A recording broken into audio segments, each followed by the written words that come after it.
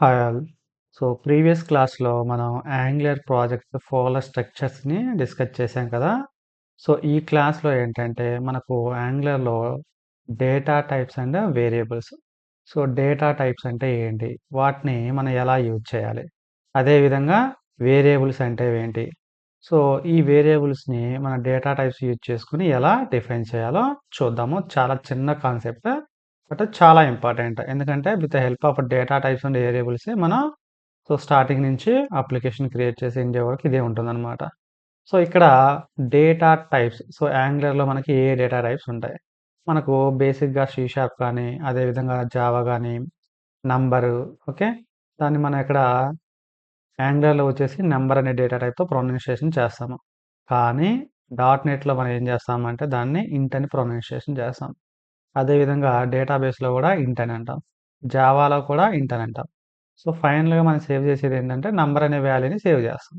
ఇక్కడ యాంగులర్‌లో data type వచ్చేసి ప్రొనౌన్సియేషనే number అని ఉంటదనమాట. ఓకే. ఇంట్ అని ఉండదు.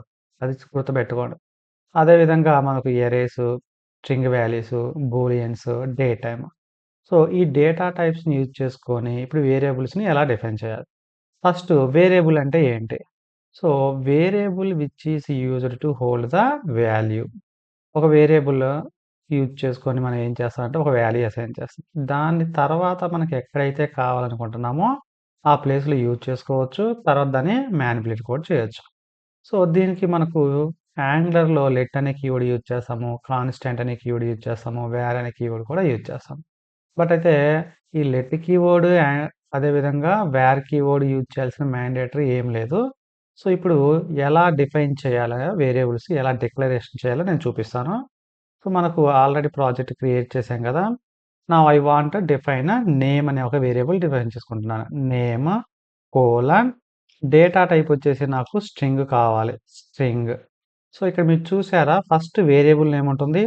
తర్వాత డేటా టైప్ ఉంటుంది. ఈక్వల్ టు ఇక్కడ మీ ఇష్టం ఏ నేమ్ కావాలంటే ఆ నేమ్ ఇవ్వచ్చు. ఇక్కడ నేను యాంగులర్ ప్రాజెక్ట్ అని ఇచ్చాను కదా! I want give my name. What ever name you want give you can give your.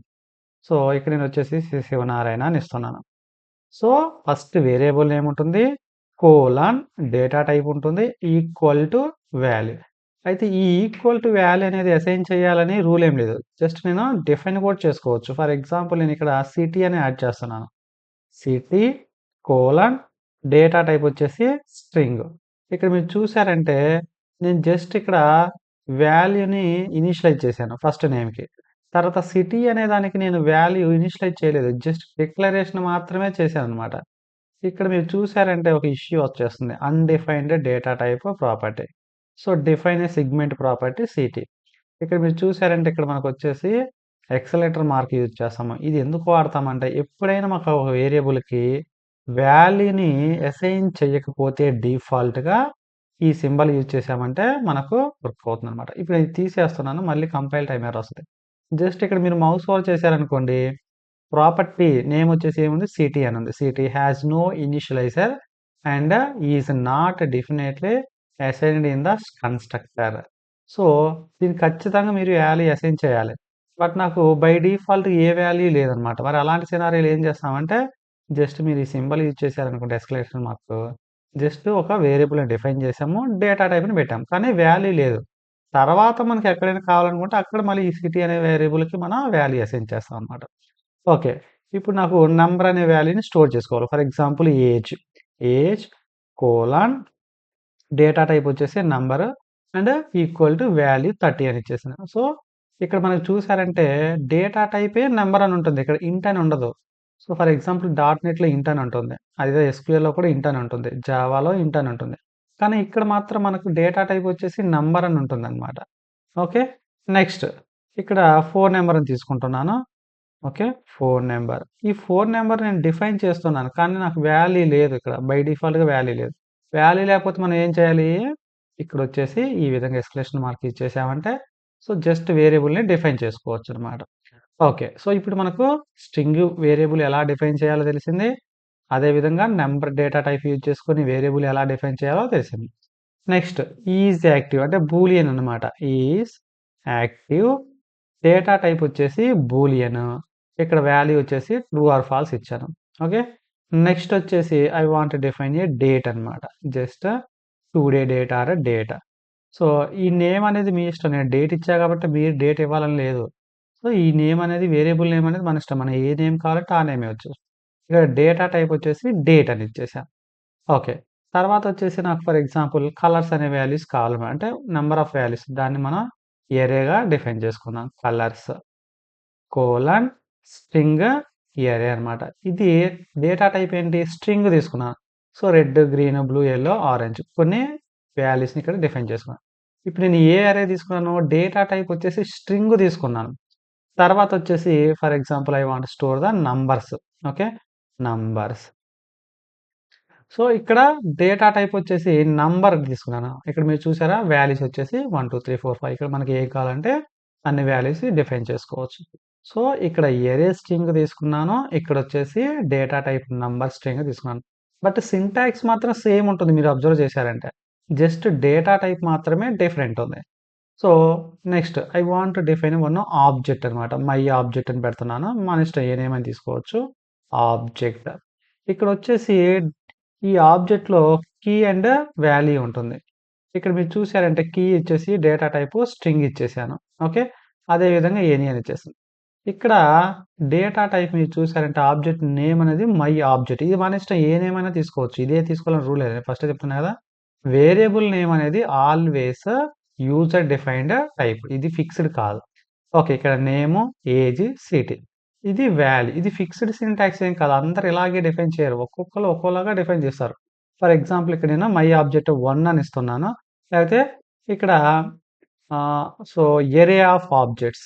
Okay. So, ఇక్కడ మీరు చూసారంటే నేమ్, ఎరే సారీ నేము, ఏజ్, సిటీ. ఇక్కడ మల్టిపుల్ ప్రాపర్టీస్ తీసుకున్నాను. అదే విధంగా ఇక్కడ చూసారంటే నంబర్ ఆఫ్ ఎంప్లాయీస్ డేటా ఇచ్చేసాను. ఇది సింగిల్ ఆబ్జెక్ట్.